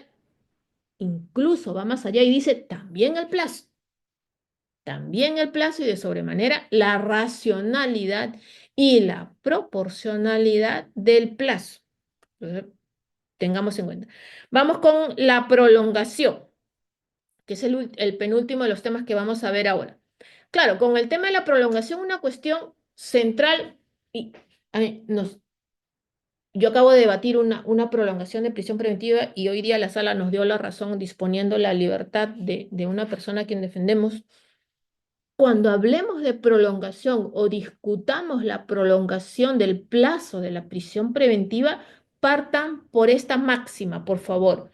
Si la prisión preventiva es excepcional, la prolongación del plazo de la prisión preventiva es doblemente excepcional. Porque tú lo que tendrás que decir cuando discutimos la prisión preventiva es a razón de qué fiscal tú necesitas que esta persona esté privada de libertad, a razón de qué necesitas que esté privada por 9, 18, 15, 20, 36 meses. ¿Para qué necesitas a esta persona privada de su libertad en ese plazo?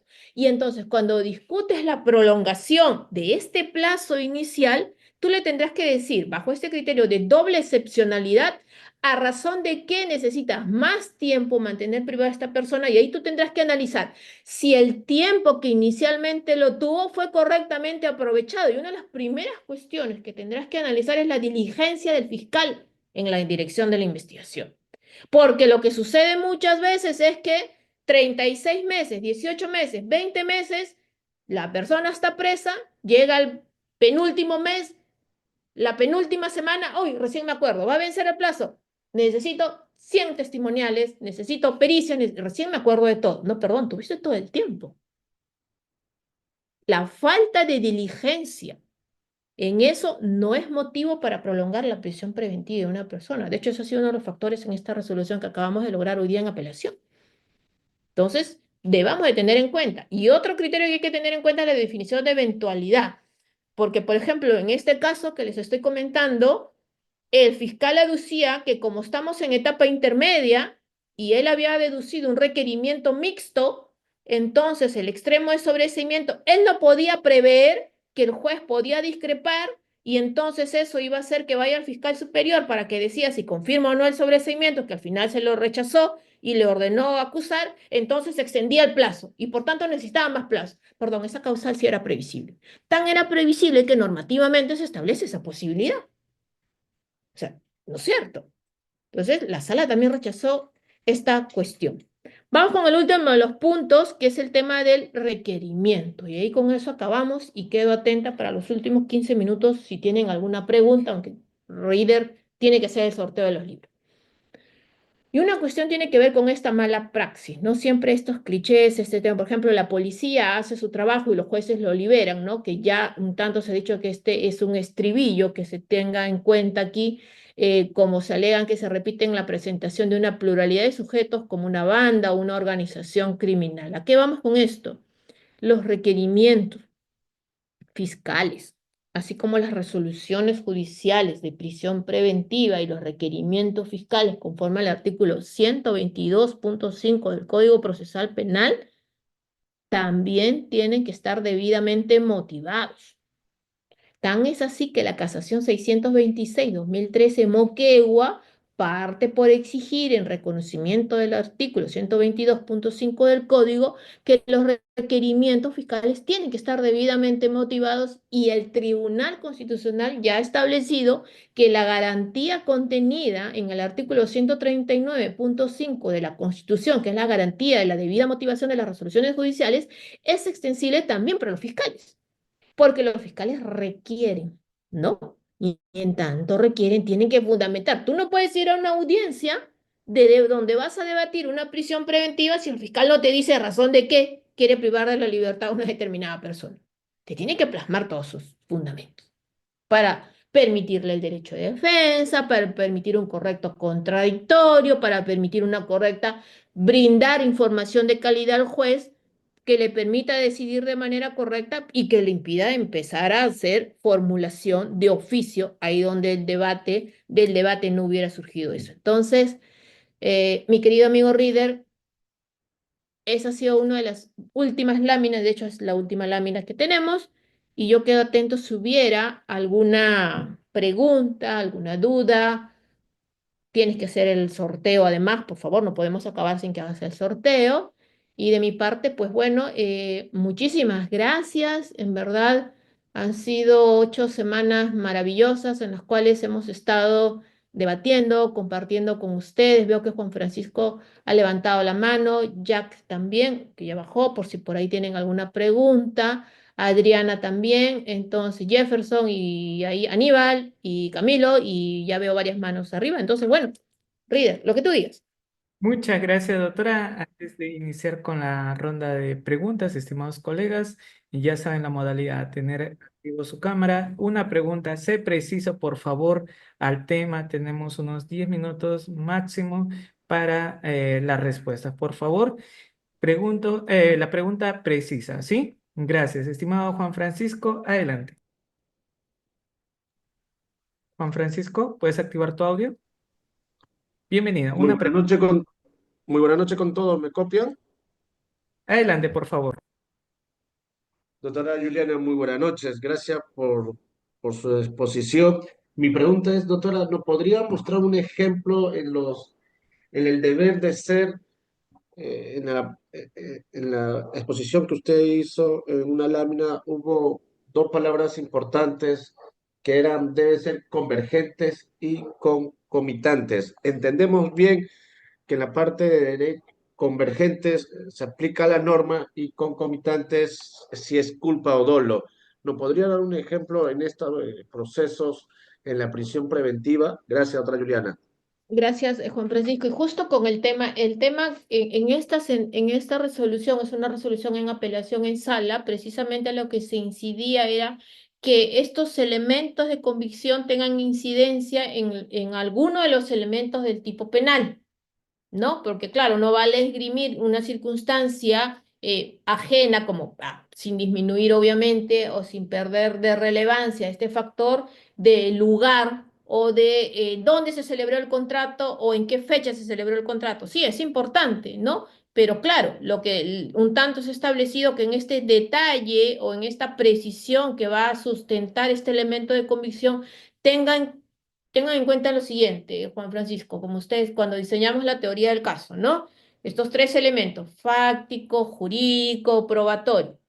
Eh, Partamos por el elemento jurídico, los elementos del tipo. Cada elemento del tipo tiene que tener su proposición fáctica y a la vez sustentado con un medio de prueba, o en este caso un elemento de convicción o un acto de investigación que luego va a ser fuente de prueba o prueba, ¿no? Entonces, obviamente para tener en consideración esto, que tengan incidencia para poder hablar de graves y fundados elementos de convicción, tienen que tener relación de manera concreta, precisa y objetiva con mínimamente alguno de los elementos del tipo que esté sirviendo en materia de imputación. Porque si vas a ir por cuestiones abstractas o periféricas, no va a incidir de manera directa. Entonces, sí tienes que tener de manera directa, cuando menos, estos, ¿no? Por ejemplo, cualquier documento que no necesite, yo siempre veo a veces, ¿no? Ahora que saludaba yo y saludo este tema de que pongan por hechos, 100 elementos de convicción para un hecho. Bueno, pero lo primero que tienen que ver, todos estos elementos de convicción inciden en estos hechos o en el tema, un elemento del tipo o en los elementos del tipo, no a nivel de detalle, porque claro, no estamos hablando en una acusación, no estamos hablando de una sentencia, somos conscientes del principio de progresividad, estamos empezando y gradualmente esto va a ir en aumento, pero no por ello, desde luego, se deja de lado que tiene que tener esta mínima exigencia en concreción. Muchas gracias, doctora. Tenemos Adriana. Adriana, por favor, una pregunta. Gracias. Adriana, ¿puedes activar tu audio? Si no, damos pase a Jefferson. Jefferson, adelante, por favor, una pregunta. Gracias. Muy buenas noches, doctor Rieder, y muy buenas noches, doctora Juliana Loza. Muchas gracias por una excelente ponencia. Mi pregunta en cuanto va dirigida al tema que expuso sobre el referente del arraigo domiciliario. ¿Se podría dar en cuanto a arraigo domiciliario si esta persona, digamos, decide ya mudarse al extranjero y cómo el sistema judicial podría valorar o verificar de manera efectiva que el arraigo domiciliario en el extranjero pueda mitigar el riesgo de fuga? Muchas gracias, Jefferson. Hay un caso, no recuerdo en este momento el número de la casación, pero es en el caso de Sada Goday. Lo pueden googlear, es un caso muy, muy emblemático, muy, muy famoso. No recuerdo ahorita el número de la casación. Salió hace 3 meses, 2 meses, y en ese caso, esta persona, justo el ejemplo, ¿no? Que pones, Jefferson, tenía residencia en Miami, creo, en Estados Unidos y también en Perú. Y un tanto la corte lo que dice es que sí tiene el arraigo, sí tiene la sujeción porque venía a Perú, cumplió, valora el tema de que hubiera cumplido con cada vez que se apersonaba y superpone un factor gravitante que de hecho lo cambia a la prisión preventiva y le pone impedimento de salida del país, ¿no? Lo que dice, más allá de estos criterios, porque dice, tiene residencia acá, tiene residencia allá, pero por demás hay que tener en cuenta, dice la Corte Suprema, ¿no? Pues el tema de evitar la sustracción. Hay un convenio de extradición entre Estados Unidos y Perú. Y por tanto hubiera sido distinto que se hubiera estado en un país donde no hubiera algo así, tratados de extradición o que lo pudieran traer acá, ¿no? Entonces, valora esta cuestión. Si tú lo googleas, lo buscas, analiza justo, Jefferson, este supuesto, pero claro, en estas condiciones, ¿no? En estas condiciones muy puntuales en las cuales se establece. A contrario, hay los casos del ciudadano chino de la casación Puno, del ciudadano español en el casación Arequipa, donde son extranjeros que tienen residencia por cuestiones laborales acá en Perú, donde también se ha determinado el arraigo. Muchas gracias, doctora. Estimado Aníbal, y cerramos con Camilo. Adelante, por favor, Aníbal y Camilo. Estimado Aníbal, puedes activar tu audio. Gracias. Gracias, doctora. Muy buenas noches. El asunto es la pregunta es sobre el peligro de obstaculización y sobre todo este tema de referente que hace poco hemos tenido el caso de la fiscal superior, en el cual no todos tienen muy claro el convencimiento de esta prisión preventiva. Para muchos juristas, como entre ellos el doctor Rodríguez, no le quepa la menor duda de que esta es una arbitrariedad por cuanto todos los elementos de investigación o los elementos que pueden llevar al proceso lo tiene el Ministerio Público. La pregunta es, ¿qué tanto puede constituir este peligro de obstaculización cuando la Fiscalía tiene en mano todos los elementos para poder efectuar una investigación sin necesidad de privar la prisión preventiva a una persona, independientemente que sea magistrado, independientemente, porque obviamente esta libertad es muy relevante para todos nosotros. Gracias por la respuesta. Entonces, Y la casación a la cual usted hacía referencia era la 420/2024 nacional. ahí está, ese es el dato de Aníbal, 420. Eh, Mira, con los riesgos de obstrucción, y yo recuerdo cuando yo era estudiante, para mí hubo un libro que me marcó cuando hablábamos de las cautelares. Y obvio todos hemos leído a Bovino, ¿no? Bovino decía, y a propósito de lo que dice Adrián del peligro de obstrucción, si el aparato de justicia, el sistema de justicia tiene todo este dominio, tienes todo el poder, obviamente, y él hablaba algo que a mí me quedó clarísimo de estudiante, y era lo siguiente, él decía, los riesgos procesales no se presumen, se tienen que plasmar objetivamente. ¿Por qué? Porque precisamente el aparato estatal, quien tiene el jus puniendi, que está a cargo de la investigación, tiene esto que Aníbal está identificando, ¿vale? Es decir, tiene este dominio. Entonces, cuando exijamos que se tenga que hablar o dar o requerir una cuestión de obstrucción, tienes que alejarte de criterios presuntivos y al contrario establecer mínimamente con sustento elementos objetivos, reales, concretos y ciertos que pudieran hacer merecer que en efecto estamos bajo una concreción de los riesgos procesales. Ahora, hay que tener en cuenta que en casos como estos, el catálogo de las medidas cautelares. No vamos a entrar a detalle, obviamente, del caso puntual, pero sabemos que en el caso de personas mayores de 65 años, está el arresto domiciliario como una medida sustitutiva a la prisión preventiva, por el cual el juez, ahí donde se cumple los presupuestos del 268, puede, no debe, puede recurrir al arresto domiciliario. Queda a criterio del órgano jurisdiccional. Yo siempre soy una firme defensora de la libertad. Yo creo que debemos de recurrir a las medidas cautelares en casos estrictamente necesarios, donde sea obviamente vital para la consecución del el correcto desarrollo y eficacia del proceso, ¿no?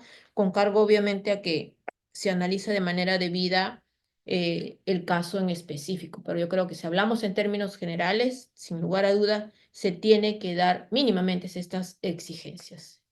Gracias, Aníbal. Muchas gracias, doctora. Estimado Camilo, con usted cerramos. Gracias. Gracias, doctor Reyes. Buenas noches. Doctora Loza, buenas noches. Un gusto, doctora, escucharla.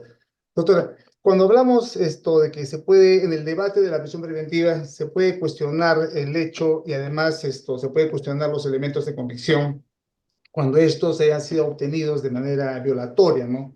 De los procedimientos procesales. Calza, digamos, cuestionar la legitimidad o la exclusión, propiamente dicho, en este debate, digamos, los elementos de convicción o actos indiciarios recabados por el personal PNP que transgredan procedimientos policiales,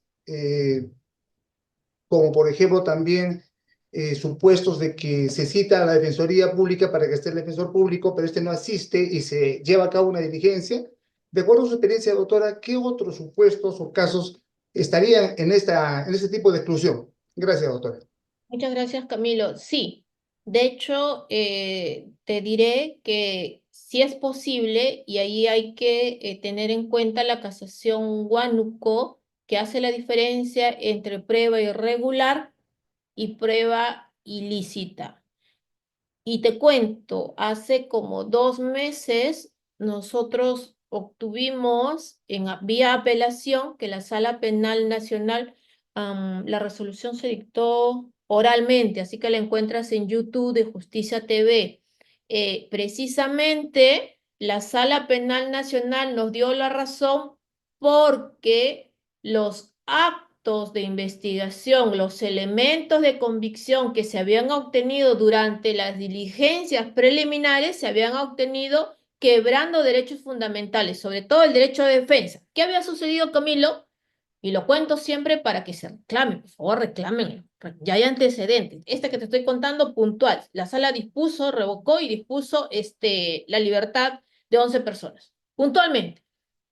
Una mala praxis de la Fiscalía es empezar diligencias preliminares en contra de los que resulten responsables, a pesar de saber quiénes son los sospechosos, realizan actos de investigación en contra de estas personas del levantamiento secreto de las comunicaciones, levantamiento de todas las reservas, seguimientos, todo lo demás, declaraciones y todo, pero pese a ello, pese a saber y pese a que en la denuncia se dice contra quién era, en contra de los que resulten responsables y lo que es peor, en absoluto secreto, cuando ustedes bien saben que si bien la investigación es reservada, puede ser secreto por 20 días y no de toda la investigación, sino de un acto de investigación, y si quieres prolongarlo, tienes que pedir autorización del juez para otros 20 días. ¿Qué había pasado aquí? Se había empezado las diligencias preliminares en contra de los que resulten responsables y los 3 años de las diligencias preliminares, los 3 años fueron en absoluto secreto. Entonces, durante esos 3 años, un par de días antes, se emite la disposición, se amplía recién las diligencias preliminares, recién se comprende a las personas y el mismo día se pide su detención preliminar, al día siguiente se les detiene preliminarmente y con lo mismo, prisión preventiva por 36 meses. ¿Tuvieron opción de defenderse? No, no tuvieron. Entonces la sala dijo, un momento, todo eso pasó generando la indefensión. Y entonces, ¿qué dijo?